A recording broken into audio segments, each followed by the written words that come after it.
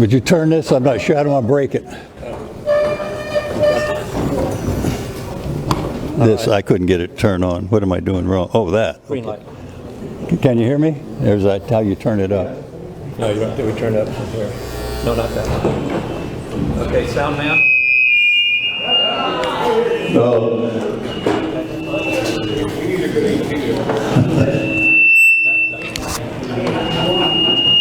I could probably do this without the...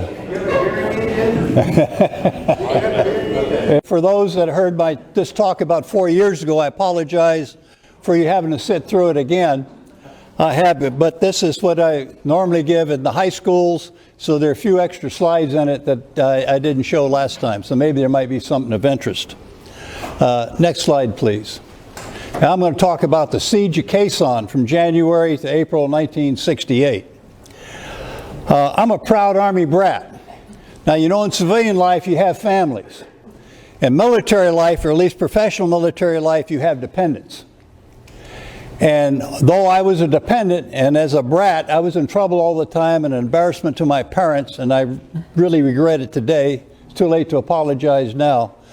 But there's another term for brat, and it started with the British Army in India in the 1800s. And when they first went over by the troops, later on they started bringing families. Try that. Is this better? It's not even. Is there somebody can't hear me? Yeah, they're good. Okay. But anyway, for the British brought their families, the brat stood for the British Regiment Attached Traveler. So even a lot of Army brats or military brats don't know what the brat really stands for, and they really are brats. But I'm a proud Army brat. My father spent 30 years in the Army Corps of Engineers, and one of his feats in the Corps of Engineers was he was one of the earlier officers to arrive in Europe in 1942. He was sent there by Hap Arnold Pursley to build airfields for the 8th and 9th Air Forces. I know that the Air Force won the war. I've heard that in here a couple of times in World War II, but they couldn't have done it without the engineers to build the runways. He was responsible for all engineer troops in District 7, and I said he built those airfields, but he also was in charge of constructing several of the artificial docks that were towed and used at Normandy for D-Day and follow-on to offload all those ships onto the shores in Normandy. In addition, one of the additional duties he didn't like, but as an engineer officer, he was in charge of storing and issuing all the maps to the 101st and 82nd Airborne Division the night before they made their jump. Next slide, please. As an Army brat, I lived in these places. You can see the circle in blue. Tarpon Springs, Florida, Fort Worden, Washington. Oh, sorry. Thank you. Fort Worden, Washington, San Francisco, California, Okinawa, Japan, Tokyo, Japan, Fort Belvoir, Virginia. I went to 7 schools, including 3 high schools. However, for Army assignments, at Fort Benning, Georgia, twice to Germany, Fort Polk, Louisiana, in the middle of the swamps, Vietnam twice, Culver, Indiana, Fort Bragg, North Carolina, Omaha, Nebraska. My last assignment was at Los Alamitos, California, in the old Naval Air Station there. Next slide, please. Talking about early days as an Army brat. This is 1944 in my hometown in Tarpon Springs, Florida. That's me sitting on top of the car. That's my older brother and my younger brother. After my dad got back from World War II, he was assigned to Fort Worden, Washington. I don't know if anybody's ever heard much about Fort Worden, but Fort Worden is located across Puget Sound from Seattle. It's one of 3 Army posts built in 1895 for Coast Artillery to protect Puget Sound. And in 1945-46, after the war was over, it was turned over to the Army Corps of Engineers. And my father commanded the last amphibious engineer regiment in the United States Army. And the Seahorse was their patch. And he was the 532nd Engineer Boat and Shore Regiment. Instead of a lot of jeeps and trucks, he had seagoing tugs. He had merchant ships, oilers, LCUs, LCMs, alligators, and ducks. And around 1947-48, he took that entire regiment to Eniwetok to set up and build the tower and everything went with it for the first atomic bomb test on Eniwetok. And because of that, he got a Class Q clearance, and when Korea started, they wouldn't let him anywhere near a communist country because of what he was involved with. But I took this picture out of my attic of the parade ground, and this is around 1948. If anybody ever saw the movie Officer and a Gentleman, the producers put an airplane, Navy airplane, right here on the parade ground, and Fort Worden was the site for that movie. A lot of gun emplacements from the Coast Artillery. It's now a state park. You can go there and rent houses and barracks and mess halls. I've been back twice and rented the house I grew up in for a couple of years as a kid. Next slide, please. Because my dad couldn't go to Korea, he was next assigned to Presidio, San Francisco as a 6th Army engineer. This is my mother, my father, my older brother now who's in college, University of Florida, myself and my younger brother. And the Presidio now, I think most of you know, is now the Golden Gate National Recreation Area. And if you got nothing better to do sometime when you go up there, it's very interesting to visit. And the Disney family owns and operates, they acquired one of the old barracks, wood barracks, and built the Disney Family Museum. You pay to get in. It took me 4 hours to go through it. It's the life of Walt Disney from the day he was born till the day he died, and how he did all the magic in between. It's very interesting. And by sheer coincidence, the curator of that museum is the daughter of my best friend when I was in high school in Okinawa. Next slide, please. From there, we left to go to Okinawa. It's still on Army brat. This is my father, who at that time is the Ryuks's Command G4, as well as the engineer. This is me now, my younger brother, and this is my older brother. By this time, he's a college graduate, went through ROTC, became an Army engineer, trained in Fort Belvoir, Virginia, and by sheer coincidence winds up in a combat engineer company on Okinawa. He lived in the same housing with his wife as we did, and it's very unusual happening. In 1955, this is my father's license plate, and on Okinawa at the time, plates were assigned by rank. The commanding general had plate number 1, etc. My dad was entitled to plate 2 or 3, something like that, but nobody wanted 13. So anyway, he decided to take it, and I still have it. It's worth, for the collector, it's worth about $2,000 now. And this is the patch. Maybe you all seen the Torii patch for the Ryoku's Command. Next slide, please. Now I went to Kubasaki High School in Okinawa. This was, our mascot was a dragon. So we were the home of the dragons, and all our classes were in Quonset huts. Really got hot. And then I was in the Boy Scouts of America, and that was the for Japan. Let's see, Japan, Okinawa, and Taiwan. We used to have big get-togethers in the summer on the beaches of Okinawa, which is now big Japanese tourist attractions. Next slide, please. I went to the University of Florida, took ROTC, University of Florida, graduated as second lieutenant in infantry, wound up at Fort Benning, Georgia, went through a school for about 8 weeks, and then went into paratrooper school, become a parachutist. I did it, I think, because we were getting $56 extra a month for doing that. Next slide, please. Then from there I went to Army's Ranger School, which was kind of interesting. We got all kind of training in the mountains and the swamps, and at Fort Benning, and it was a very interesting type of training. Next slide, please. From there, I went to Europe. My first tour in Europe, I was in the 4th Armored Division, 1963 to 1966. That was a mechanized infantry battalion. It's very interesting because we were there, and our general alert position was on the Czechoslovakia border. And here's a sign, 50 meters to border.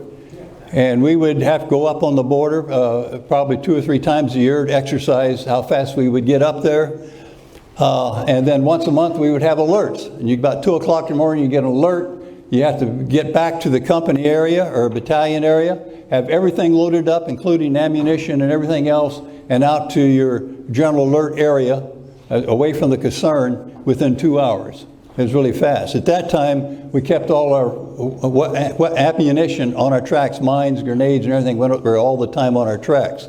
Later on, when I was there from the 3rd Infantry Division, 1978 to 81, because of terrorist activities, the ammunition was more secured in secure sites instead of on the vehicles.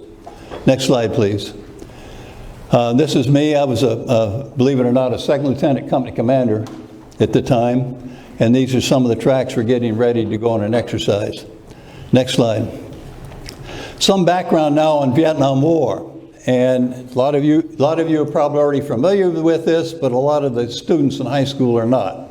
And they have different opinions of why we were in Vietnam and why we shouldn't have been there, etc. And so I don't know how many people are familiar with the Southeast Asia Collective Defense Treaty, or the Manila Treaty. And this came about in 1954 after the fall of Dien Bien Phu. Next slide, please. Now I recommend, if you haven't ever read it, this book called A Hell in a Very Small Place by Dr. Bernard Fall. And he talks about the French at Dien Bien Phu and how they were defeated by General Vo Nguyen Giap. And he defeated a superior French army. And then he suggests that the North Vietnamese got the idea, if it worked to get the French, it should work against the Americans also. Next slide, please. So because of that, the Manila Pact, they created the Southeast Asia Treaty Organization, or CETO, in 1954, right after the fall of Dien Bien Phu. And you look up here, the pact included the United States, France, Great Britain, New Zealand, Australia, the Philippines, Thailand, and Pakistan. And it's a collective defense treaty. It's that you get attacked or whatever you're going to do will come to your aid. And we use the CETO basically as our premise for it's a treaty, so that's why we went to Vietnam. Next slide, please. Now, most Americans, let alone high school students, have any idea that there was anybody there but the South Vietnamese and the Americans fighting this. But I show them this leaflet. South Vietnam, United States, Australia, Thailand, South Korea, New Zealand, and the Philippines are all there. And this is a safe conduct pass, which I think most of you are familiar with. Safe conduct passes. Guy brings in and says, "Chu hoi, I give up." And we pay them for their weapons and feed them for six months and train them to do something more productive for the country. And this one was about the third in the series, assigned by President Tu. One of my jobs there, I had to get Tu's signature, President, and he didn't want to sign a blank piece of paper, which was needed for the printing presses. Next slide. Mark Brown, background. What was the Tet Offensive? And I probably don't have to tell anybody here what the Tet Offensive was, but again, this was for the students. Next slide, please. Name comes from the Tet holiday, the Vietnamese Lunar New Year. One of the largest military campaigns of the Vietnam War was the Tet Offensive. And it was launched simultaneously by the VC and the North Vietnamese regulars. And they attacked over 100 cities, 44 capitals, and both the armed forces of the United States, its allies, and the forces of South Vietnam. And they, as you know, they executed a lot of South Vietnamese. Anybody with any education whatsoever generally got executed. Next slide. I was in Saigon when this took place. This is the picture I took of the Tet about to start on the afternoon of January 30th, 1968. And then I took this the next morning, and you can see nobody in the streets, smoke in the background, and I think that was the U.S. Embassy when the fight was going on there. Next slide, please. More background. What was the Siege of Khe Sanh? And the main topic. Next slide, please. As part of the Tet Offensive, the largest and bloodiest battle of the most famous battle of Vietnam started. Khe Sanh is an obscure military Marine Corps post in the northwest corner of South Vietnam, manned by 5,000 plus Marines and some Army assets, the 26th Marine Regiment. It remained surrounded and under siege for a total of 77 days. It means nothing in other than by air. And Khe Sanh became a household word. Next slide, please. At least in the United States. This is Life magazine. Maybe some of you might remember seeing this. Next slide, please. Khe Sanh, it's where the action is, newspaper. Next slide, please. 1,000 red shells hit Khe Sanh. We had incoming artillery and rockets and everything all the time. Next slide, please. And to discuss a little bit about the importance of Khe Sanh. Khe Sanh set astride one of the main routes for the North Vietnamese into South Vietnam, Route 9. And it was kind of a blocking. And it was Tet Offensive, the base had tactical, strategic, and psychological importance. And one of the tactical and psychological and maybe strategic was the fact that the general that was leading the siege of Khe Sanh was the same general that defeated the French at Dien Bien Phu. Next slide, please. It got so much attention that President Johnson had a little sandbox made of the Khe Sanh combat base and had it in the basement of the White House that he kept giving directions of what should be going on at Khe Sanh. And that sandbox is now in his museum, I think, in Austin, Texas. Next slide. Where is Khe Sanh? Next slide. For all the Vietnam veterans, you remember I Corps, 2 Corps, 3 Corps, and 4 Corps. And here's Saigon, here's Da Nang and Hue, famous battles. And I'm sure a lot of you recognize the Trang and other places that your veterans had been at one time or another. Next slide, please. Now this just shows the I Corps portion. So here we have Da Nang, Hue, Phu Bai, 101st I believe was at Phu Bai. Somebody said it was in the 101st there. And here was Khe Sanh, you see close to the DMZ, Laos, and North Vietnam. Next slide, please. And the blow up of this portion, this is Route 9, demilitarized zone, and you probably can't see it very well because of the color, but here's the village of Khe Sanh, and this is the Khe Sanh combat base, and this is Long Vey. And if you ever remember much about it that time, there was a special forces camp. A friend of mine named Frank Millaby was the camp commander there. And he wound up one evening in the morning with the PT-76 Russian tank sitting on top of his bunker. And there have been about 3 or 4 good books like Tanks in the Wire, The Problem of Route 9, written about the particular battle.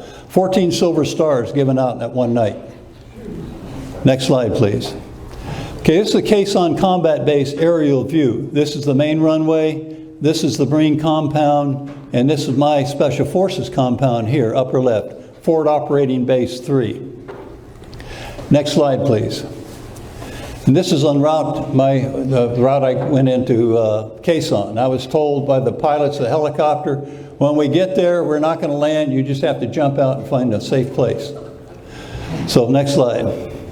This is Route 9 going to the Khe Sanh combat base. Next slide. And you can see B-52 bomb strikes. They kind of devastate everything they hit. Next slide. This is the northeast quadrant of the Khe Sanh combat base. You can see the runway, which is not pierced plank, but it's aluminum sheets. This is a part of the Marine Corps perimeter. You can see barbed wire, or maybe these minefields and things out here, and some ditches dug by the NVA trying to get into the Khe Sanh combat base. Next slide. This is the center portion. The regimental headquarters, Colonel David Lowndes was here.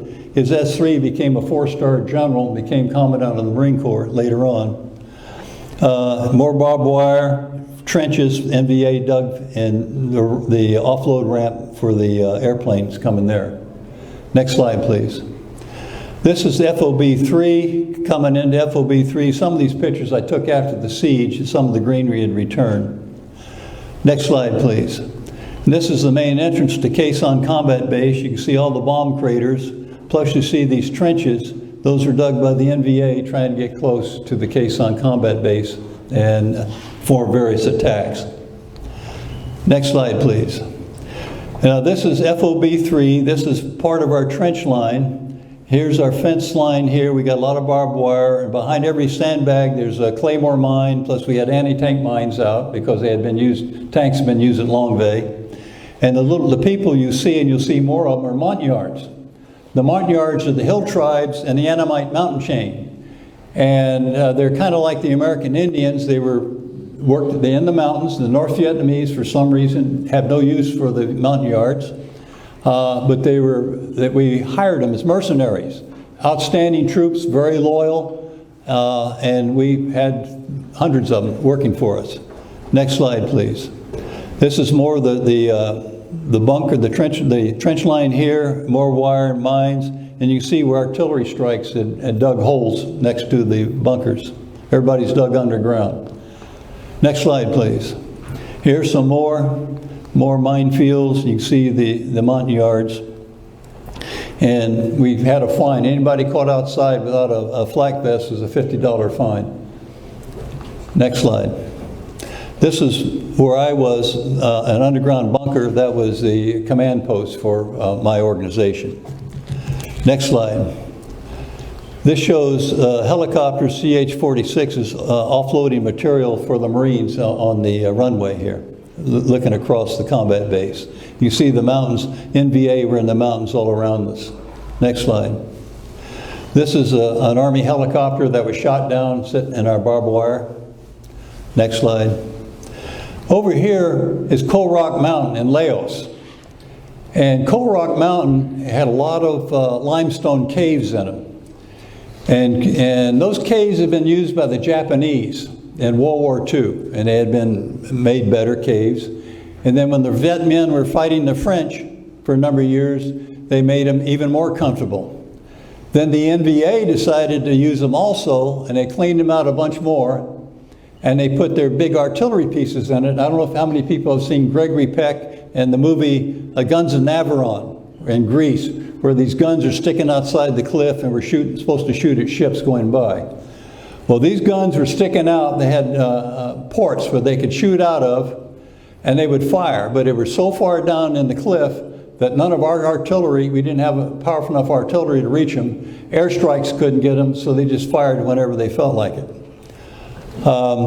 And so you would hear a whoop whoop, and you had about 5 seconds to find a hole.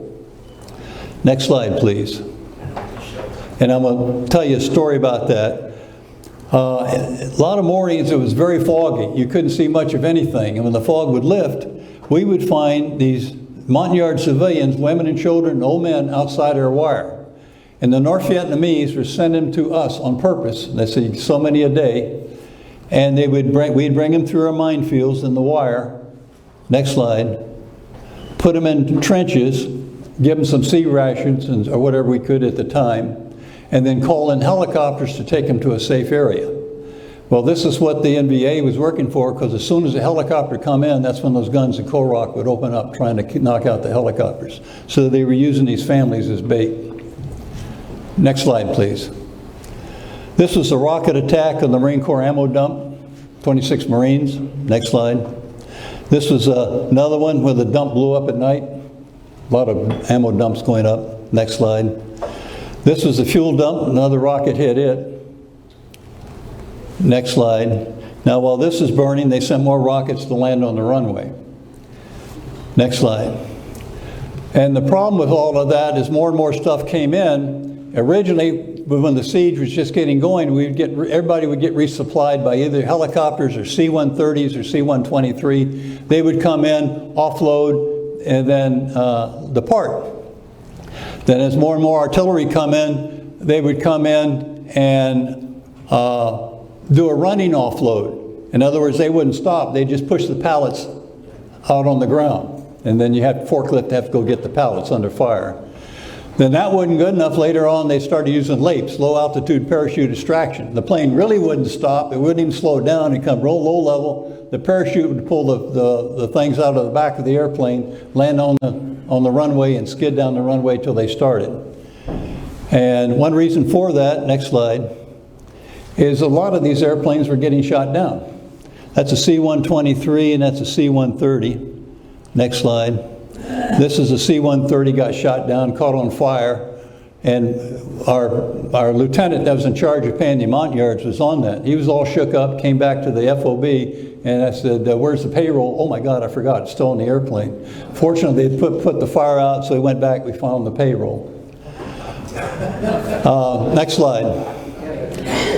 It got so that nobody was delivering anything by air except by parachute.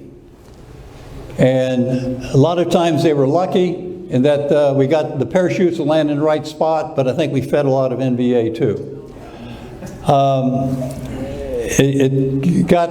My boss got in trouble because we were being supported by special forces down in Da Nang, and they said, oh, we're going to be good to you. They put a lot of booze in the middle of all the sea rations, and then it would airdrop. Unfortunately, the parachute didn't open properly. Scattered booze everywhere. And my commander had to go report to Colonel Lowndes and try to explain why his guys were getting beans and bullets and we were getting beans and liquor. But it's pretty, I lost about 30 pounds because we didn't have anything to eat. The Montagnard showed us how to eat rat, and there were a lot of rats. People were getting bit, had to have the rabies shots and stuff. Tastes pretty good. So, but that's part of a siege. Next slide. Okay, this is a fighter bomb strike. There were lots of these going on all the time, close to the trench line. Next slide. This is, God bless the Air Force, this is really what saved Khe Sanh. The B-52 strikes continuing all the time. And we would send the leaflets, the Saya warriors would send out leaflets, say, hey, you won't see this until it happens. And then it happens and they drop leaflets. We told you, you better surrender now because we're coming back. Next slide. This was less than a mile away. This is one airplane load of bombs. By chance, I recorded that. I was out, had a patrol out. I was out recording, trying to extract our patrol when this happened unexpectedly. We tried to get it up for you to hear. It's the most god-awful thing I'd ever heard. The first time I ever heard it was night. I didn't know what it was. If they got it, we've already lost the war. But fortunately, it was us. And I'm sorry we can't play it. But you can see what the whole jungle just boils when you're close to one of those things. Next slide. The siege was lifted basically in the 8th of April, 1968.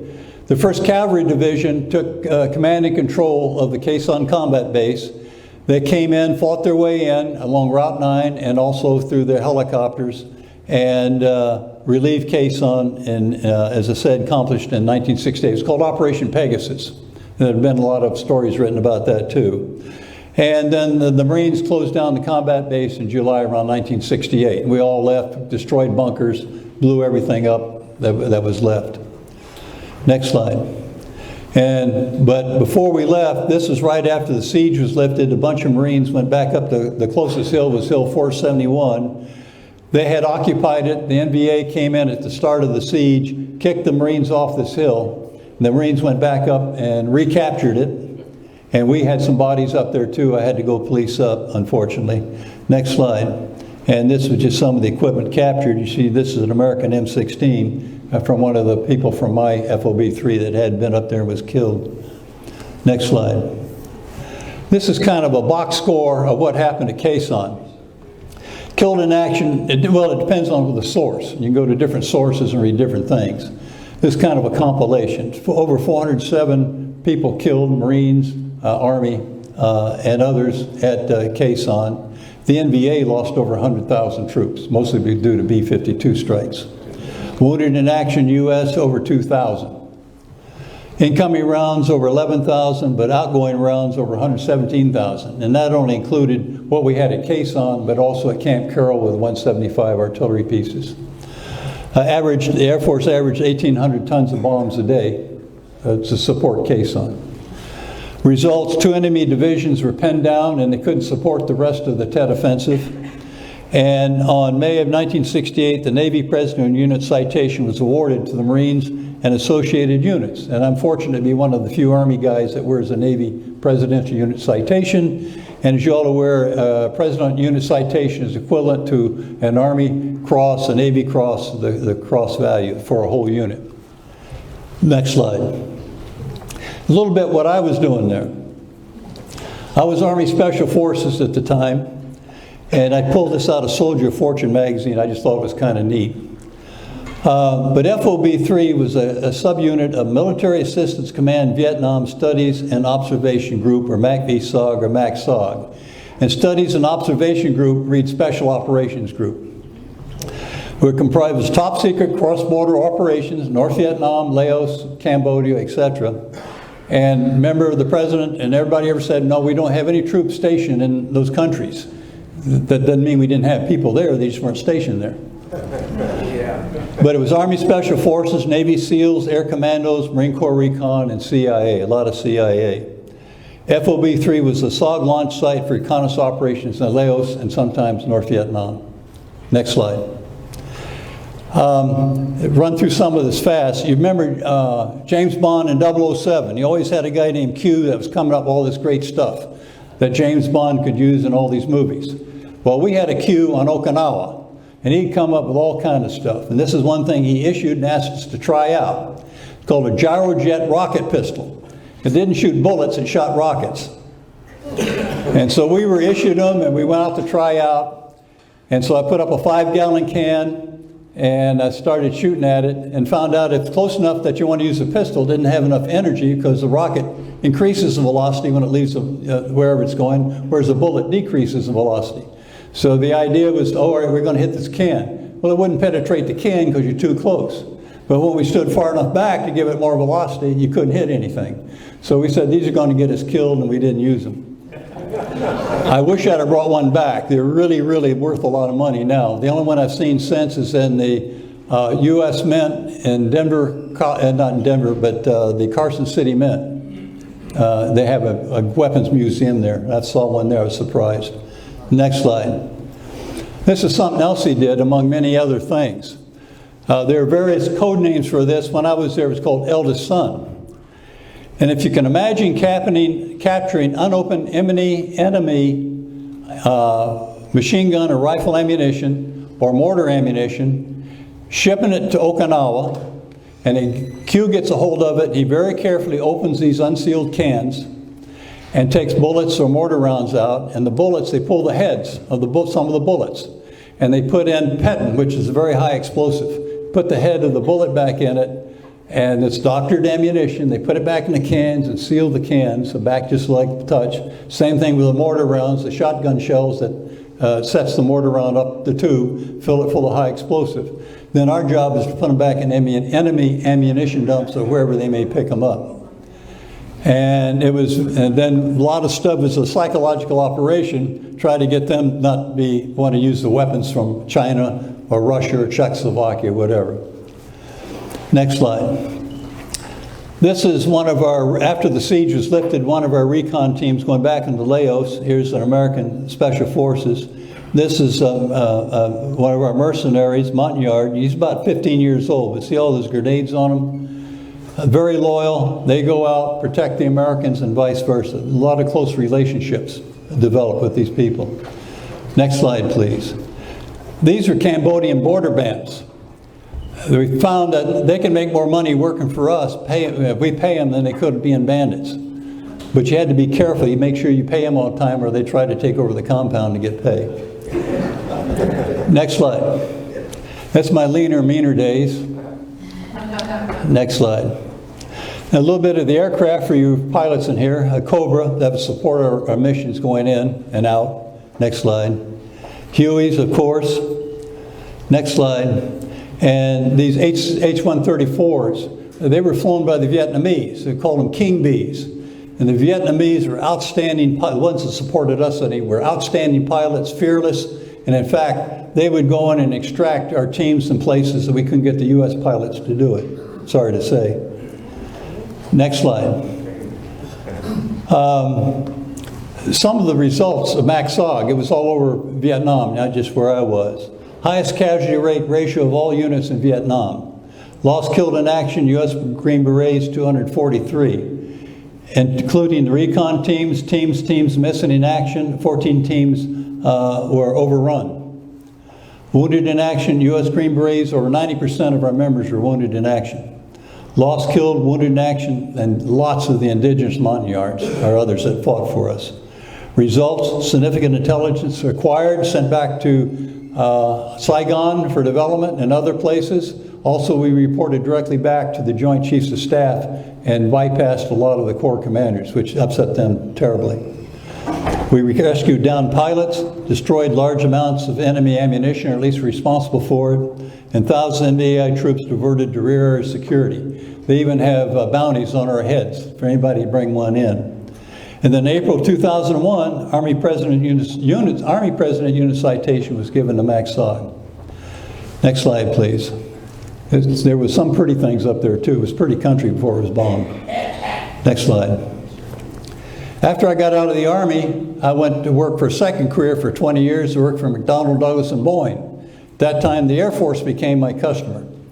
I was on the C-17 design team. Then later on, I was one of the management to help defeat Lockheed by replacing the C-130 with one of our own designs. Unfortunately, Lockheed had, I think, a better lobby in Congress than we did at the time. Pardon? Next slide. And I'm very proud of my family. Of course, this is my father on Okinawa. This is my older brother I told you about. He was very fortunate as a first lieutenant in a combat engineer company. He got a lot of interesting assignments. One of them was to build the first road ever around to the north end of Okinawa, which I think the Marine Corps later used for some of their ranges. He also was issued an LST from the Navy to go to the outlying islands to build Bailey bridges and make harbors deeper by blowing up coral reefs, environmental damage, I guess. My younger brother was in the 8th Infantry Division. He commanded an Honest John atomic artillery battery. And then this is a picture I was taking. I was in the 82nd Airborne Division. Next slide, please. I'm also very proud of my two sons. My first son graduated from the Air Force Academy in 1989. He's also a retired lieutenant colonel in the United States Air Force. My youngest son went to West Point, got out after his time, finished his PhD at Peppertine, and is now assistant vice president at Pacific Life Insurance Company down in Fashion Island. Next slide. And some of this stuff the students always ask, well, what did you think? And these are some of my reflections. Freedom is not free, you all know that. Army service was my choice, and I'd do it again. I'm sure a lot of people in here would feel the same way. Unparalleled paid adventures, if you're so inclined. And military families also serve. And while you were gone, if you were married or your parents or whatever, remember they were serving too while you were absent, especially if you're professional military.